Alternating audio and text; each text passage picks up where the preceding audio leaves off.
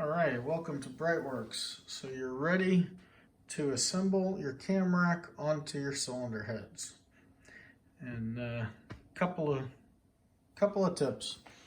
So first things first, we're going to use a Kim wipe, which is lint-free with a little bit of 91% rubbing alcohol.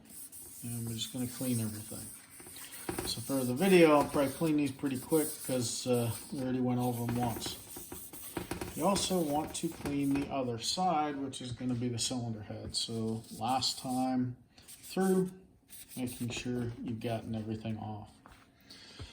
Now, make sure you have your hardware laid out, ready to go. So you'll need 3 barrel nuts, 15 nuts, and 18 wave washers. Got my tools laid out because once the 574 is on there, we just want to go. So I'll tighten everything down or snug everything up with this, and then the torque wrench will be where I tighten everything down. Now, 574. The first time I saw Nick Fulljames do this, I was like, oh, that's total BS. Usually you want to take a foam roller and everything like that. But I said, you know what? He's built a lot of Camracks. Let me try it. So I've done about 5 motors now this way, and none of them have leaked. So we're going to call this good. But basically what he says is just lay your bead down and then make sure you go around all the holes. And then once you've laid down a consistent bead, you can see how thick it is. I mean, I don't have this tip cut very wide, so it's proud of the surface, but it's not a tremendous amount. So you can lay all of that down, and you're going inside and around every one of the holes. And then just put like an X right here, because the oil is really all here. That's what you're trying to keep out. This is just another surface. But we know that 574 has some really nice properties as far as the mechanical adhesion.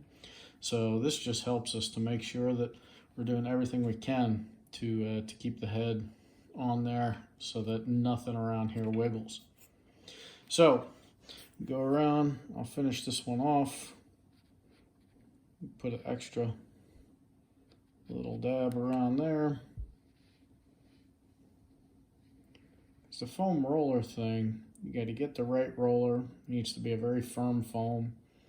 But on this case, we have 18 fasteners holding all this stuff together. So as far as squeezing this out flat, it's going to squeeze it out flat. You know, if you're doing something that only has a couple of perimeter holes, then maybe I would make sure that there's a uniform surface.